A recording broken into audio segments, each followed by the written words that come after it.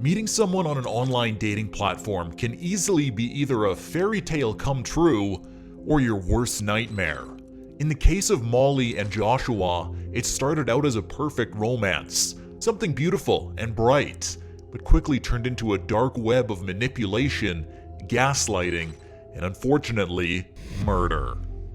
Without knowing it, a simple right swipe in 2016 would change Molly McLaren, a 23-year-old woman from Kent's, life. After living a life of eating disorders and mental health issues, Molly regained a positive perspective on life, started studying, and launched an Instagram account and gave inspiration on living healthy. She was motivated to change her life and ready to start dating. After meeting the perfect Joshua Stimpson on Tinder, she was slowly starting to realize that he was poisoning her, and she was losing control of her own life. Joshua admitted to Molly that he suffered from mental health issues. Clearly, he felt abandoned as his parents got a divorce not long before they started talking, and he went to live with his dad, making him feel rejected by his own mother. Is this why he wanted to possess the girls he was dating? He wanted to own them because he lost the love of his own mother. Reportedly, Molly was not the first girl who was harassed by Mr. Stimpson. It was a pattern for him. Unfortunately, Molly was not lucky enough to get away. It is rumored that the Tinder couple bonded over the fact that they both struggled with mental health issues and found some support within each other. Although Joshua was in and out of treatment centers, he always refused treatment for depression, denying that his issues stemmed from something deeper. After a few months of dating Joshua, Molly realized that she was being controlled and manipulated in such a subtle way. It's crazy to think how easy it is for a girl to be captured in a situation like this, and always important to know which signs to look out for. Her friends warned her about Joshua. He never really showed any interest in anything but her. He was obsessed with her. She was the center of his life, and he made it clear. Too demanding, too possessive, arguing constantly. Molly felt suffocated and didn't know which way to turn to, as she felt she wanted to help him. She wanted to do some good and change his life. He told her that he has bipolar disorder. That's something a lot of girls won't be able to let go. Some girls just want to fix things, and this cost Molly her life. Molly broke up with Joshua, but he didn't accept his fate. He kept on begging her, asking for another chance, and convinced her that the problem is with her, not with their relationship. It is anxiety that makes her scared of him, and all in her head. He advised her to make an appointment at her GP because she needs help, and he's worried about her. The easiest way to spot a narcissist is to know what the term gaslighting means. Imagine being trapped in something like this. How do you get out? How do you escape before it's too late? How did Molly feel when she realized that what already happened wasn't even the worst, but the worst was yet to come? At a party both attended with her family, it was clear to everyone who knew him that he was losing it silently when she did anything without him. While she danced and enjoyed herself with her family, he just stood there and stared at her, burning holes through her with his eyes, which not only made his mother uncomfortable, but also a cousin who has never even met her before. "I don't like him." Words that were thrown around that evening by people who only spoke 2 words to him. It was that night that confirmed to Molly's mother that there is indeed something wrong with him. As the night came to an end, Molly's mom got a frightening text from her daughter, calling her to come into their room, as Joshua is apparently kicking it. Upon her entry, she found that Joshua and Molly were in the middle of a heated fight, and Joshua recorded Molly to show her how crazy she gets, to use it as leverage against her, and he tried to show it to Molly's mother. Everyone warned her, and although a parent wants to stay as far away as possible from a child's relationship, her mother warned her. At that moment, Molly decided to give him one last chance. Maybe it was the circumstances, or maybe it's because he has a mental health illness. Instead of running away, Molly really wanted to help. They went away for a holiday to Tenerife, a break away from everything that just might do them some good, poor Molly thought. Alas, she realized she made a mistake on the trip and just wanted to go home. After the holiday, she decided enough is enough, but that she would wait for the right time to break up with him amicably. They argued, and had their issues, but Molly decided to put that aside and enjoy her belated 23rd birthday celebrations at a club with her friends and Joshua. Not long into the evening celebrating her birthday, Joshua again felt a need to pick a fight and make everything sour for Molly. She broke up with him, not so amicably, in the middle of the dance floor. She finally flipped, and he lost it. Her friend saw the rage in his eyes for the first time. The nightmare she was living in came to life for everyone to see, and they knew it wasn't going to be an easy breakup. Obviously, he thought it would be fine, and she would just take him back if he begged hard enough. But it didn't work out that way for him this time, so he became aggressive and even more obsessed. She blocked him, so he decided to take the shaming someone on social media route, which never works out good for anyone. He started posting messages on social media to ruin her. Messages that she couldn't see because she blocked him, but messages he tagged her entire family in, saying that she is abusing drugs, posting conversations they had with each other during their relationship, things that would potentially harm her relationships and career. Molly learned about the messages on social media when a cousin informed her of these acts of vindication and hatred. With printed copies of the posts that he made, they headed to the North Kent police station, where they made a complaint against him, showing the police the texts, the social media posts, the absolute aggressiveness in his attitude towards her. With Molly and her mother in the room, the police officer phoned Joshua and told him to stop with these actions and remove all the slanderous posts about Molly. "I did nothing wrong," was a sentence that they heard multiple times from Joshua's mouth, and eventually, "There is more to come." A statement that can leave chills on anyone's skin. The police officer told him that they would not want Molly to come into the station with such complaints again, with Joshua responding with a simple, "Wouldn't we?" And that is where this was left. Apparently, Joshua's actions did not constitute a criminal offense. The very next day, Joshua laid a complaint at the same police station against Molly, claiming that she's spreading rumors about him, saying that he's in trouble with the police. They advised him to stop all contact with Molly and to remove the offending posts.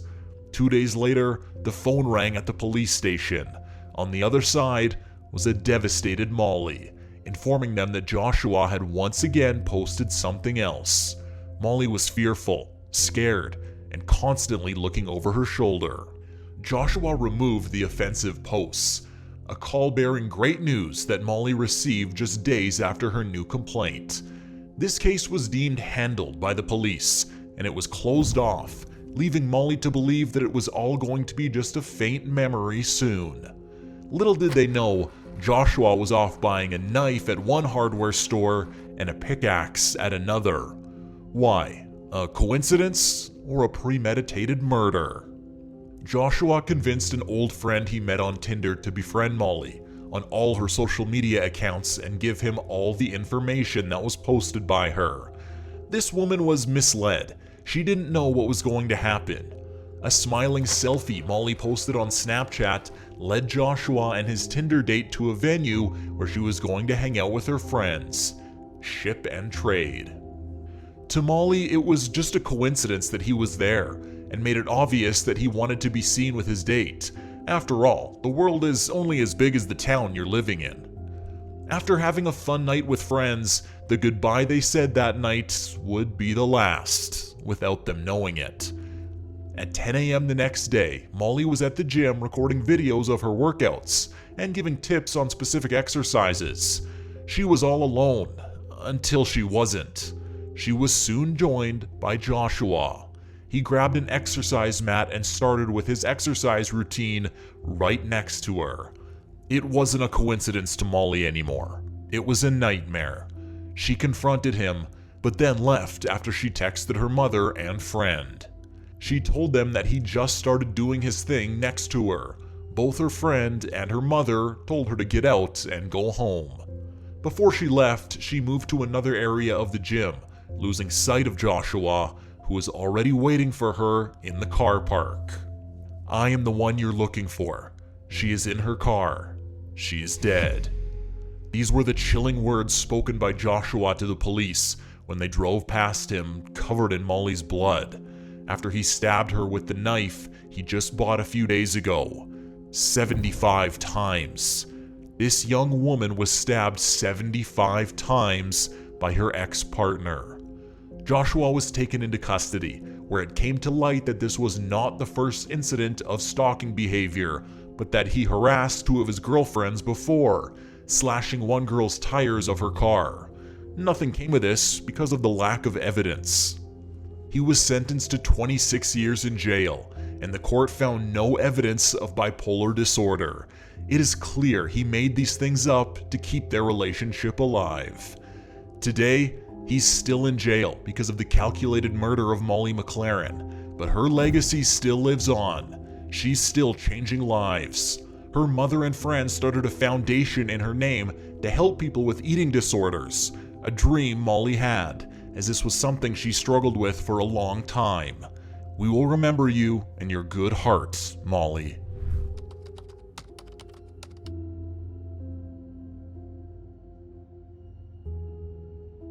Imagine walking in on a crime scene. You find a bathtub on the balcony filled with compost soil and sand, a body hidden underneath the dark material that is normally used to start life. Sounds like something that only happens in movies, right? Or perhaps in Japan. Let us rewind to 2006.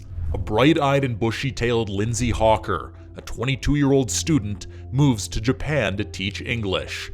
The start of an amazing adventure, or the start of a horrific tale which led to a best-selling memoir and a movie.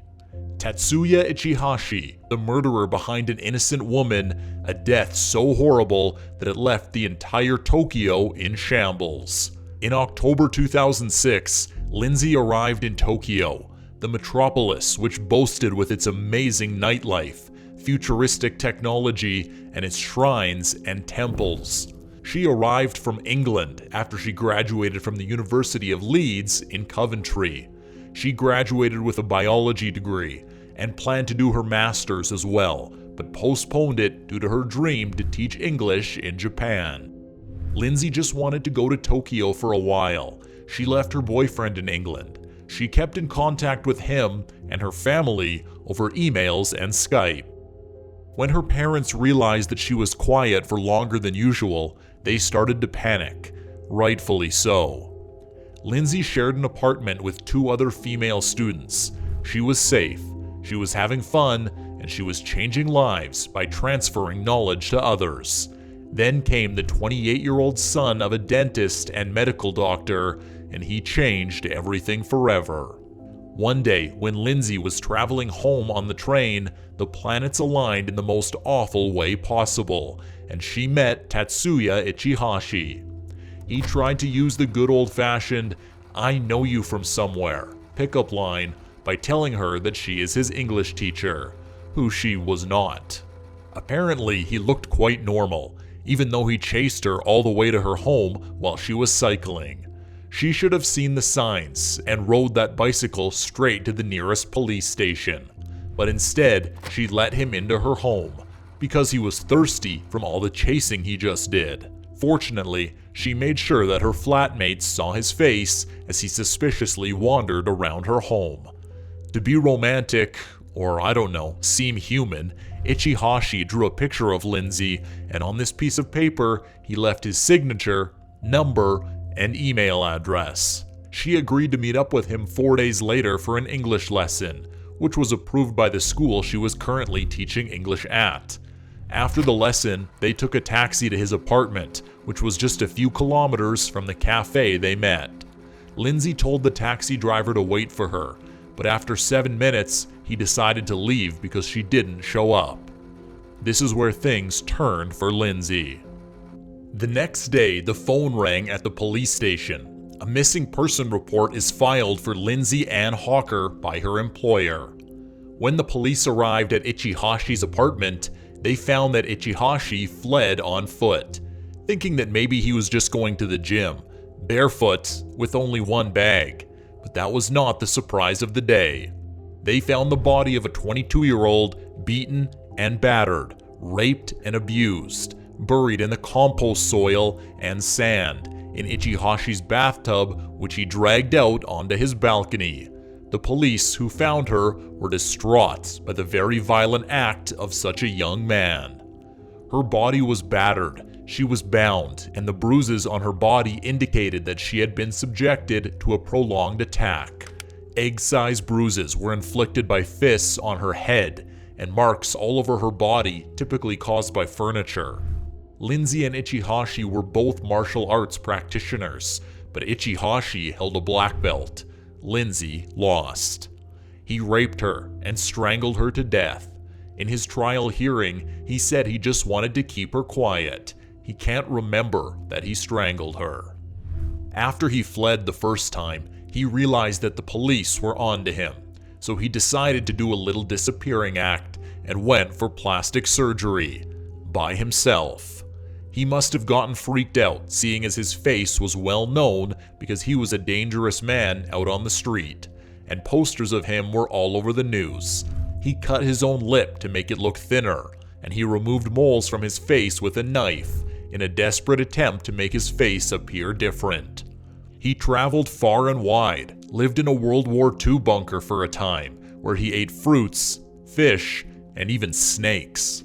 After being on the lam for quite some time, he decided to use money he saved from a job he had to pay for plastic surgery, to completely try to change his face. Unfortunately for him, the lady who worked at reception became suspicious and showed his picture with his new appearance to the police, which was spread wide, and a week later, he was identified by a member of the public. The one and only 28-year-old gym-obsessed loner who came from a rich family, the infamous Tatsuya Ichihashi, was arrested 2 years after he committed the horrendous crime. At first, when he was arrested, he didn't confess to the murder of Lindsay, but eventually, in court with apparent remorse, he confessed.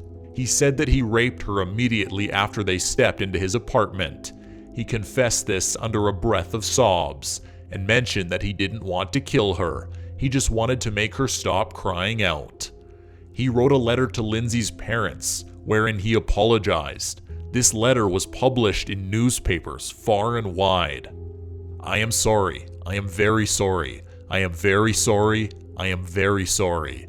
I not only destroyed her life, but I also changed your lives. What I did to her and you will never be forgiven."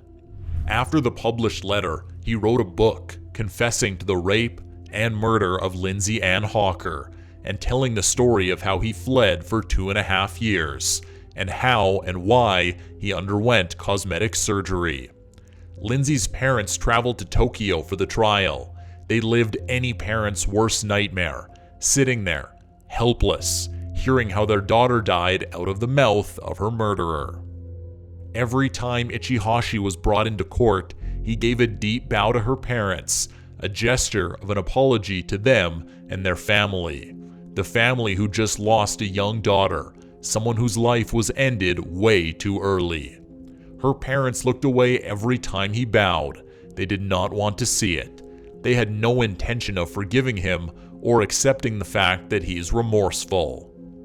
Her parents demanded that he receive the death penalty. And even though they do sentence people to death by hanging in Tokyo, this is only reserved for serial killers, and the court felt that a 28-year-old man can still turn his life around, he can still do some good. When he started selling his book, Until I Was Arrested, his intention was to pay the royalties to Lindsay's parents, but they said they wanted nothing to do with his book. They just wanted justice for Lindsay. It wasn't long after he published his book that he sold 100,000 copies, which according to sources, he took none of the profit from. Seeing as Lindsay's parents declined his offer, he donated everything to charity. This is not the best thing to write about, but the book is a few pages of inside information into the mind of a killer. I Am Ichihashi, Journal of a Murderer was released in 2013, a movie of the book written by Ichihashi. Was he remorseful? Was he truly sorry? We will never know or understand what went through his mind on the fateful day when he decided to take an innocent girl's life. What drove him to do this? All we know is that no amount of apology letters, tears, or memoirs by Ichihashi will take away the pain the parents felt when they had to bury their young daughter.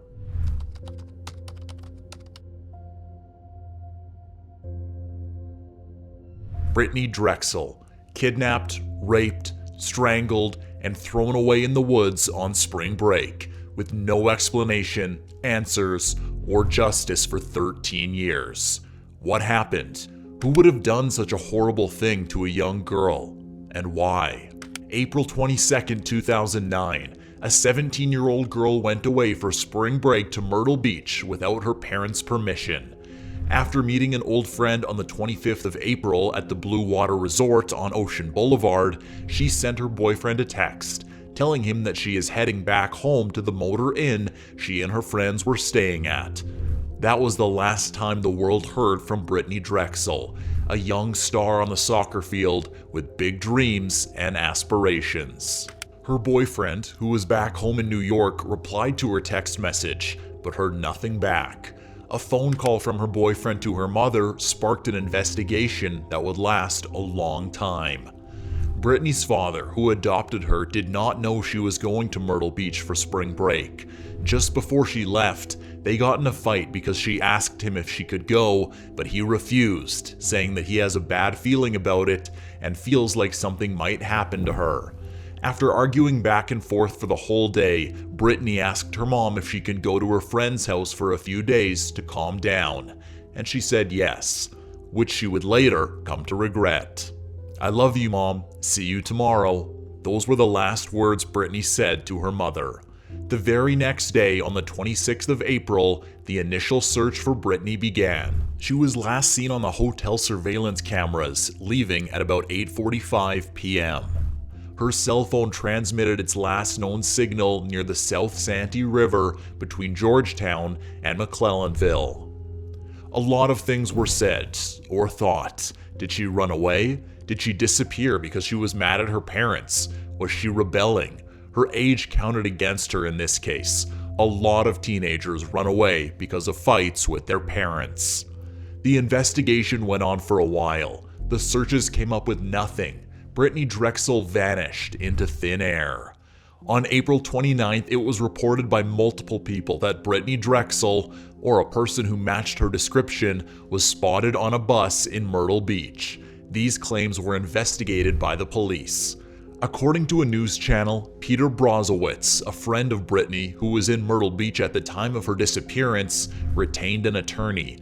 Apparently, he was the last person to see Brittanee alive. Her family also deposited money into her account, hoping that they would see some activity from her and trace her location. Unfortunately, no activity was detected. In May, the Brittanee Drexel case went viral because Brittanee's parents and Peter Brozowitz appeared on the Dr. Phil show, and after that, the story of Brittanee was featured on America's Most Wanted. Brittanee's parents begged the public to give them information if someone knew anything, but nothing happened, and their begging didn't harvest any fruits. In October, a miracle happened, or so they thought. Chad Drexel, Brittanee's father, received a call from Brittanee's phone number. Imagine that. For a second, he had hope. He thought he was going to hear his daughter's voice on the other side of the phone, but he was back to square one after he learned the cell company had given her number to a new customer. In June 2010, a 37-year-old man named Timothy Sean Taylor was arrested. He was accused of trying to kidnap a 20-year-old woman in Myrtle Beach. The woman hurt the abductor and managed to escape, and immediately Timothy was connected to Brittanee's case. It made sense that it might have been the person they were looking for, and the Drexel family thought that justice is around the corner. They will get answers and finally lay this whole nightmare to rest. But 5 months after investigating this possibility, the police said that he is not connected to Brittanee's disappearance, and they were back to relying on the public to give them answers. Since day one, Dawn Drexel, Brittanee's mother, thought that her daughter has been trafficked. Sold into slavery, probably sexual, she told a journalist during an interview. 10 years later, they were still looking for answers. A vigil was held by her friends and family near the place she was seen for the last time. In these 10 years, the world has learned a lot about Brittanee, but not about the circumstances in which she disappeared. Let's go back to 2009. On April 26th, the day that the search for Brittanee started, Raymond Moody, a registered sex offender, was issued a traffic ticket in Surfside Beach, just 8 miles from Myrtle Beach. Who is Raymond Moody, and why are we mentioning this? Raymond Moody spent 21 years in jail following an abduction and rape case in 1983 involving a 9-year-old girl. He lived an hour from Myrtle Beach at a motel in Georgetown. This puts him on top of the suspect list, but not for another 2 years. In November 2010, the police received an anonymous tip and searched an area near Charleston, South Carolina. According to Brittanee's mother, this was the 47th search conducted since she disappeared. Other searches took place around this area by volunteers, family, and friends, but no evidence was found. They kept on coming up with nothing. On the first day of August 2011, police searched an apartment in connection to the case. This was the apartment of Raymond Moody at the time of Brittanee's disappearance. However, Raymond no longer lived in this apartment during the search. In 2012, Raymond Moody was identified as the primary suspect of the case. Although they didn't have any new information, he was a person of interest who has been identified during the case. Between 2019 and 2020, investigators looked at the surveillance footage from the night Brittanee disappeared. They scanned through the cell phone data as well and found Brittanee's movement the night of her disappearance. The advances in GPS tracking technology led authorities to figure out that Brittanee moved at a walking speed, but then began moving at a speed of 55 miles per hour, which means that she got into a vehicle. Surveillance footage showed one single vehicle pass the location where Brittanee's cell phone last pinged while she was walking. The vehicle in the surveillance footage was tracked to no other than Raymond Moody. In 2022, his girlfriend, Angel Voss, agreed to work together with the FBI and wore a wire during a conversation she had with Moody. He spilled the beans on what happened to Brittanee Drexel. Raymond Moody committed the heinous act of raping and killing the young teenager. One would think she got abducted, but she didn't. Why would she get in the car out of free will? On May 5th, 2022, he admitted what he did and confessed to his crimes. But what actually happened during this night? He told the authorities that he and his girlfriend were driving in Myrtle Beach when they drove past Brittanee. They stopped and asked if she wanted to get in the car and party with them. According to him, she got into the car voluntarily. However, her family disputed this claim. After she got into the car voluntarily, they drove to a campsite in Georgetown County and smoked marijuana. His girlfriend Angel left, and Raymond wanted to have sex with Brittanee. When she refused, he raped her. He realized that she is going to go to the police and he would get in trouble, so he thought the best thing would be to murder her. So he strangled her, wrapped her body in a blanket, and hid her in the woods. Later, he returned to the spot where he hid her, moved her body, and buried her at another location. A bittersweet plea for Brittanee's family. They realize that they can finally put it to rest, have peace, and that they have answers. But on the other hand, when they didn't know anything and were still asking the public for information, they at least still had hope that she will appear and that they would be able to hold her in their arms again. "I was a monster," Raymond told the court as he awaited his sentence. He was sentenced to 30 years in prison on the charges of kidnapping and criminal sexual conduct, and a life sentence on the first-degree murder charge for kidnapping, raping, and strangling. We finally had the answers we were looking for. We found out who did it, but we'll never truly understand the reason behind murdering a young girl with her whole life ahead of her. Thanks for watching. If you enjoyed this video, make sure to hit that subscribe button and turn on notifications by activating the bell icon. By doing so, you'll never miss out on new content, and it really helps us make these videos. So, like, subscribe, and activate the bell. We appreciate your support.